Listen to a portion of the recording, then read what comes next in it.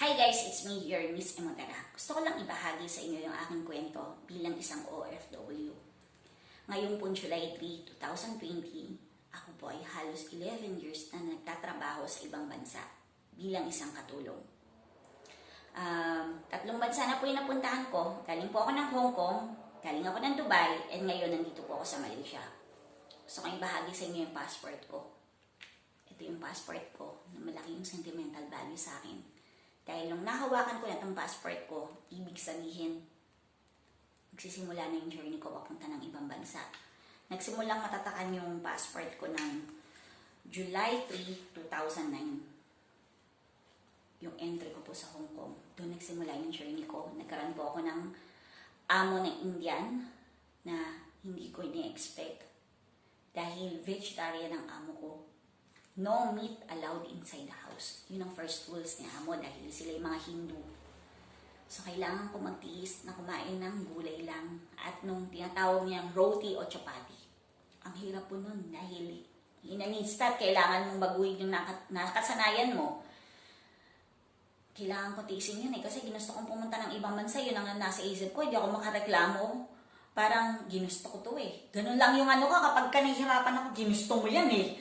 Pagtiisan mo, wala naman nagsabi sa'yo magpunta ka ng ibang bansa. Ganun lang yung motivation ko.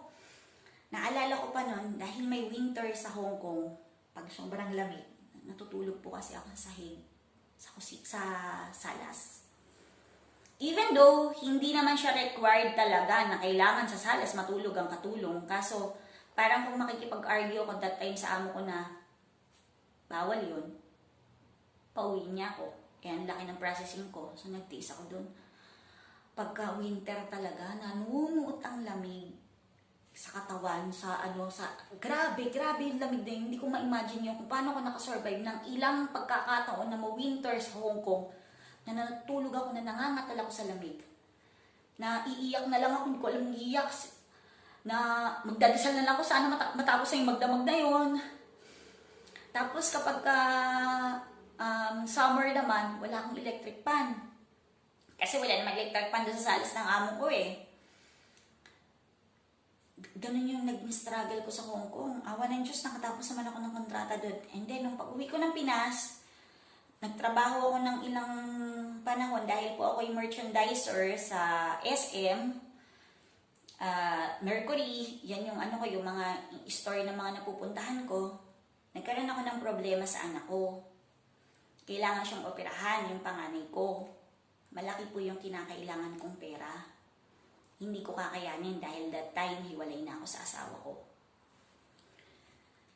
So, kailangan ko sumugal pumunta ng ibang bansa. Kailangan kong madaliin yun dahil kailangan ng anak ko ng operasyon. Nag-apply pa ako, nag-check pa ako, dapat McDonald's ako dahil nag-work ako ng McDonald's before. Ang laki na naman ng processing niya, hinihingan ako ng agency ng 40,000. Sabi ko talaga dun sa agency, ano bang, ano bang pinakamabilis makapunta ng ibang bansa? Galing ako ng Hong Kong, katulong ako. Kung hindi mo sa akin maibibigay yan ng salary deduction, yung 40,000 na yan, bigyan mo ako ng katulong ulit. Susugal ako. Ayoko na sana nung magkatulong kasi alam ko yung hirap na naranasan ko sa Hong Kong. Sabi nga ng agency, sige, apply ka dito sa ganitong agency. Papuntang Dubai. In an instant, nakapag-process ako kasi yung mga requirements ko hindi pa siya pasok. Nakapunta ako ng Dubai. Ibang kultura ang meron sa Dubai dahil mga Arabo. Kailangan kong mag-adjust. Awa naman ng Diyos, mabait pa rin naman yung naging amo ko. Ang goal ko noon, 2 years lang ako. Nasaan ba yung pasok ko ng Dubai? Pumasok ako ng Dubai ng September eh. 2 years lang ako para makapag-ipon ako para sa operasyon ng anak ko.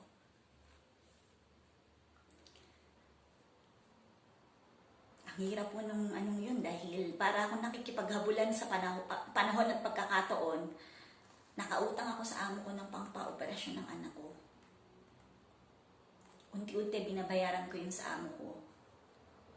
Tapos, kasi inabot ng 100,000 yung yung gasto sa operasyon ng anak ko. Yung rest nun, actually hindi ko na alam kung magkano talaga yung nabayaran ko sa amo ko. Sabi ng amo ko, yung rest, hindi ko na babayaran. Pero kailangan ko mag-renew ng another contract sa kanya. Dahil, syempre, kung after 2 years nung kontrata ko, hindi ako magre-renew, gagasto siya ng malaki. So, naoperahan yung anak ko mga after 5 months na nagtatrabaho pa lang ako sa Dubai. Widaan na kailangan matapos ko yung kontrata ko. Kasi ang bait naman ng amo ko. Siguro napaka-blessed ko ng time na yon dahil nagtiwala yung amo ko doon sa ganung kalaking amount para mas madali yung operasyon ng anak ko. Hindi biro. Hindi po biro na parang mas maraming trabaho tapos may dalawa akong inaalaga ang bata. Mahirap ang pagluluto, mahirap maglinis, ang dami, pero awa ng Diyos nakasurvive hanggang 5 years.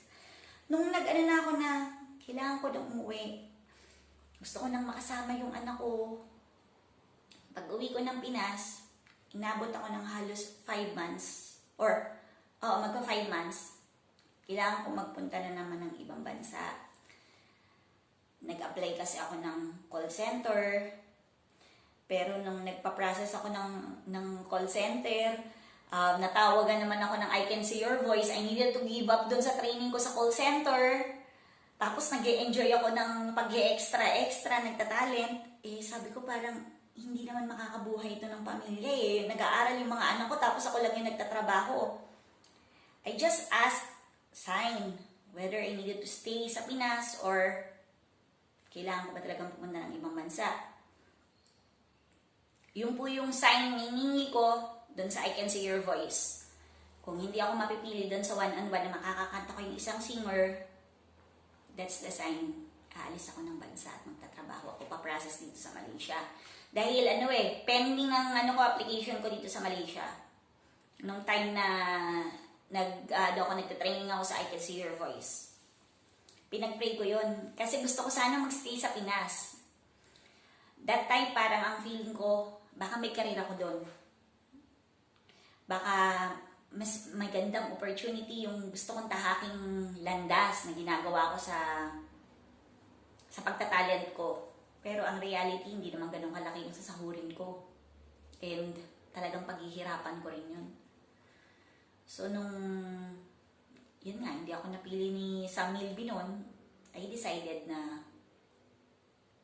mag-process na papunta dito sa Malaysia. Swerte naman po ako dito sa naging amo ko sa Malaysia. Kahit paano, ganito yung naging buhay ko dito na mag-isa ako buong araw, ang laki-laki ng bahay. Sabi ko, ito yung sign na hiningi ko. 2 years lang naman yung signed na hiningi ko na pagkatapos ng 2 years, uuwi ulit ako ng Pinas. Yun yung story ko ng 11 years bilang isang OFW. Kung tatanungin niyo ako, may mga question akong hiningi sa mga kaibigan ko. Kung may naipon ba ako, wala akong naipon na malaki. Yun ang reality ng pagiging isang OFW. Kasi pangpuno lang naman yung sinasahod mo every month para sa pangangailangan ng pamilya mo. Kung makapagtabi ka, kaunti. Kung meron mang pag-angat ng konti sa buhay mo kasi mas naibibigay mo yung medyo extra sa normal na kinikita ng mga nagtatrabaho sa Pinas. Yun yung advantage. Pero bago mo kitain naman yun, katakot-takot na luha, at pinitensya sa pagbumap dito sa bahay ng amo ko yung dinadanas ko para kitain ko yung kinikita ko. Ano ba pipiliin ko? Ang pag-ibang bansa o ang pagtatrabaho sa Pinas? Gusto ko magstay sa Pinas. Pero parang tadhana yung nagtakda sa akin para manatili dito sa ibang bansa. Kung papipiliin ako, hindi ko gugustuhin maging isang OFW. Pero kontra ako ng kontra doon sa ang tawag ito, sa way na yun Pero dito pa rin ako dinala ng tadhana eh. Ano yung pwede kong i-advise para sa gusto magpunta ng ibang bansa? Pag-isipan mo mabuti. Kasi hindi biro ang pagpunta sa ibang bansa. Na kapag ka nasa amo ka na at mahirap ang trabaho, hindi ka pwedeng sumuko. Kailangan mong tapusin yung kontrata mo. That's the biggest rules. Whether yung amo mo pa lumalabag na dun sa contract, regardless to sa sa abuse, tsaka sa pananakit, tsaka kung kung yung worst, pero kung basic lang naman, pag maping ka lang naman ng buong araw, kagaya dito sa akin, wala kang kasama buong araw, masiraan ka ng ulo, kailangan pagtsigaan yun. Hindi ka pwedeng sumuko sa ganang bagay, lalo na kung amo mo naman nagbibigay ng sapat na sahod, nagbibigay ng pagkain, hindi ka pwedeng magreklamo. Kasi nasa kontrata yon. Hindi ka pwedeng umuwi ng Pinas, basta-basta, kasi may tendency na ikaw ang gumastos ng pamasahe. Kapag ka lumabag ka dun sa rules na gusto mo nang umuwi without any reason na mabigat, na nagbe-break ng contract nyo ng amo mo, at kung hindi naman yung amo mo yung nagpapauwi sa'yo, ikaw yung gagastos sa pamasahe mo.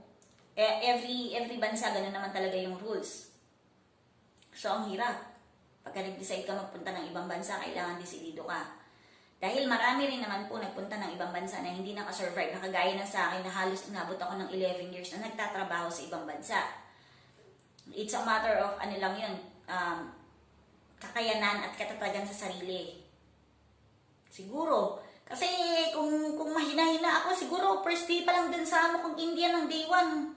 Makumuwi na ako. Inabot ako ng 11 years. Di matatag-tatag ako. Yun lang naman yung logic nun eh. Tapos, ano pa ba? Mahirap. Yun ang term ko. Pag dinescribe mo ang pagiging isang OFW. Isang salita lang. Pero napakamalalim ng kahulugan nito. Mahirap pero bawal sumuko. Mahirap dahil may pangarap ka. Mahirap pero kailangan mong tapusin. Maraming kwento ng pagiging isang OFW. Actually, sabi ko nga, napaka-bless ko po na hindi ako isa dun sa mga OFW na talagang halos nabugbog. Walang makain, walang kalayaan para gumamit ng phone. Kaya talagang pinagsisikapan ko yung pagtatrabaho ko dito dahil marami po akong nakitang mga OFW kahit walang phone, kahit walang kain, nagtitiis ako pa kaya. Yun yung laging nasa isip ko. Pag nahihirapan ako, iniisip ko, mas marami pang OFW na nahihirapan sa akin, bakit ako susuko? Yun yung naging mindset ko sa loob ng 11 years. At palagi ko rin iniisip yung mga anak ko. Pagka sumuko ako dito sa trabahong to, wala naman lalaban para sa akin eh. At lagi yung sinasabi kong may awa naman ng Diyos. Kung siguro meron pong mga OFW na hindi pinalad, hindi ko alam kung bakit eh. Pag nakakakita ako ng mga OFW na abuso, maltrato ng amo, gagalit ako. Kasi alam ko naman yung lahat ng nagpunta sa ibang bansa may goal para sa pamilya. Kahit ganong kahirap. Hanggang tingin, hanggang iyak, hanggang galit lang naman. Dahil kung minsan yung gobyerno, hindi naman talaga sila natutulungan.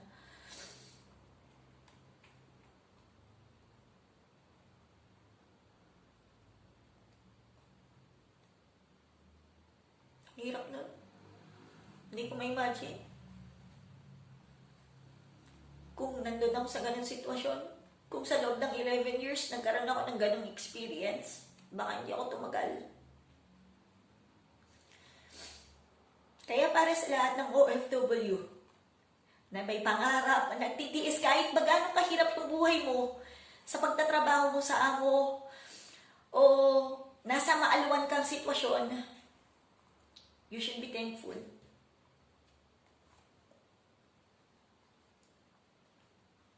At lagi kang umasa na matatapos din tong kontratang to, makakauwi tayo ng bansa. Makakasama natin yung pamilya natin. Yan po ang story ko bilang isang OFW katulong dito sa Malaysia.